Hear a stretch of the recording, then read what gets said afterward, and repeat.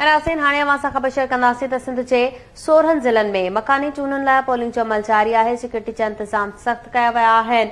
कराची जे कोरंगी में बि हिन वक़्तु पोलिंग जो अमल जारी आहे। कोरंगी UC 4 में हिन वक़्तु KTN news reporter Aslam Haider Solangi मौजूद आहे। तफ़सील मालूम कंदासीं। जी असलम, ॿुधाइजो त सिक्योरिटी कीअं पई नज़र अचे ऐं टर्न आउट कीअं आहे? जी बिल्कुल सबा जिथे मां हिन वक़्तु मौजूद आहियां ही कोरंगी जी UC 4 आहे। जेकी ये पोलिंग स्टेशन है यह इंतहाई हसास करार दिनल है। उनके करे इतने रेंजर्स बड़ी तादाद में मौजूद है, पुलिस इतने मौजूद है। हर मानू के चेक करण का पोए हिन UC में हिन पोलिंग स्टेशन में अंदर उनके छड़ियो पे वने। जो समूरी कराची के अंदर पोलिंग जो अमल वोटिंग जो अमल जारी है, पर जिथे मैं मौजूद आया ये जिलो कोरंगी है। हिन जो जो 4 टाउन है इन कोरंगी जिले में 37 यूनियन कमेटीज़ आहिनि, 148 UC वार्ड्स ठाया विया आहिनि। पोलिंग स्टेशन हिते 706 आहिनि। जॾहिं त चेयरमैन ऐं वाइस चेयरमैन लाइ जिन उम्मीदवारनि हिते हिसो वरितो आहे उन में 313 उम्मीदवार आहिनि ऐं काउंसलर्स 1437 आहिनि। जॾहिं त वोट जेके कास्ट वोट हिते रजिस्टर्ड आहिनि उहे 14,15,000 आहिनि, जंहिंमां मर्द 7 लख आहिनि ऐं औरतूं 6 लख आहिनि। हीअ मूं तव्हांखे अंदरि खर ॿुधाया। हाणे हितां जी जेकी ताज़ी पोज़ीशन आहे उहा बि मां तव्हांखे ॾेखारींदुमि त हिन वक़्तु जेको पोलिंग में वोटिंग जो अमल हिते जारी आहे ऐं ही तव्हां ॾिसी सघंदव त ही मर्दनि जी पोलिंग स्टेशन आहे, पोलिंग बूथ आहे, जिते वॾी तादाद में माण्हू मौजूद आहिनि जेको पंहिंजो वोट जो हक़ इस्तेमालु करे रहिया आहिनि।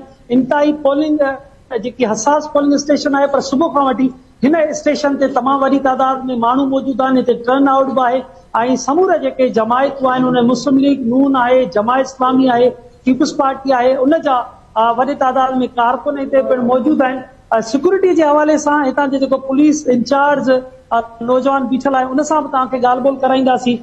कैसी सूरत हाल है सिक्योरिटी की, आप चेक करके फिर अंदर छोड़ें क्योंकि ये इंतहाई हसास पोलिंग स्टेशन। जी बिल्कुल, जैसा कि यहाँ पर आप देख रहे हैं कि वोटिंग की कास्टिंग जारी है और अल्हम्दुलिल्लाह यहाँ पर ओरिजिनल NIC को चेक करके फिर अंदर छोड़ा जा रहा है और अल्हम्दुलिल्लाह पुलिस और हमारे जवान सिक्योरिटी के लिहाज से बहुत अच्छे तरीके से अपनी ड्यूटी सर अंजाम दे रही है। अच्छा, सुबह से कितने रश आप देख रहे हैं? कोई ऐसा कोई वाकया, कोई झगड़ा? नहीं, अल्हम्दुलिल्लाह बहुत अच्छे तरीके से यहाँ से वोटिंग हो रही है और कोई इस तरह का माहौल नहीं है। बहुत पुरअमन माहौल में वोटिंग हो रही है यहाँ पर। सब तव्हां ॿुधो, हीअ मर्दनि जी पोलिंग बूथ आहे जिथे ही तव्हां ॾिसी रहिया आहियो त समूरनि जो पहिरियों हिते NIC चेक करण खां पोइ उनखे वोट जो हक़ ॾिनो थो वञे ऐं वोट उहो विझी रहिया आहिनि।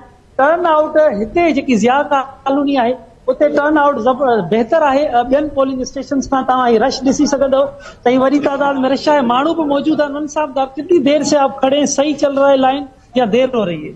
लगता है 1 घंटे से इधर खड़े हैं। अच्छा, 1 घंटे से आप अंदर नहीं गए? नहीं, किस वजह से? रश लगा हुआ था। अच्छा, ही रश तमाम घणी आहे। ही तव्हां ॾिसी सघंदव त हिकिड़ो इहो बूथ हो, उन खां पोइ ही पिणु हिते बूथ ठहियल आहिनि जेके हिते मुख़्तलिफ़ जमायतुनि जा जेके एजेंट आहिनि उहे हिते पिणु मौजूद आहिनि। समूरी कराचीअ में जीअं त सूरत हाल खे ॾिसूं था 25 टाउन्स जे अंदरि 246 UCs आहिनि। वॾी तादाद में उम्मीदवारनि हुन में हिसो वरितो आहे ऐं मुख़्तलिफ़ जेके ऑफिसर्स आहिनि, इलेक्शन कमिश्नर, इलेक्शन जेको सेक्रेटरी आहे, चीफ सेक्रेटरी आहे, IG सिंध आहे, उहो दौरा करे रहिया आहे। रेंजर्स जा हिते पिणु दौरा जेके ऑफिसर्स आहिनि उहे दौरा करे रहिया आहिनि त जीअं किथे वणवंदड़ वाक़ियो पेश न अचे। वॾी तादाद में हिन वक़्तु जिते असां बीठल आहियूं UC 4 आहे, उनजे ॿाहिरां कैंप क़ाइमु आहिनि। पीपुल्स पार्टीअ जी कैंप आहे, जमायत इस्लामीअ जी आहे, नून लीग जी आहे।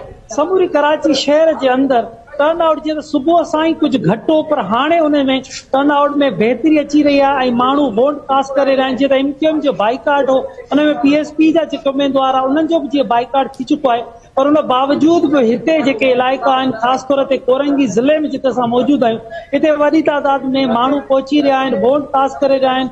औरतूं बि असां ॾिसी रहिया आहियूं, पीरसन औरतूं आहिनि, उहे बि हिते पहुची रहियूं आहिनि। त इहे चई सघिजे थो त वोटिंग जो जेको अमल आहे उहो पुरअमन हली वियो आहे। कुझु इलाइक़ा जेके कोरंगी जा आहिनि हिन में 103 जेके बूथ आहे, 104 बूथ आहे, उतां जे हवाले सां कुझु शिकायतूं साम्हूं आयूं आहिनि त उते जेको सामान हो पोलिंग जो उहो देर सां उते पहुतो आहे। इलेक्शन कमीशन पारां देर सां उमाणियो आहे, उनजे करे कुझु देर थी आहे।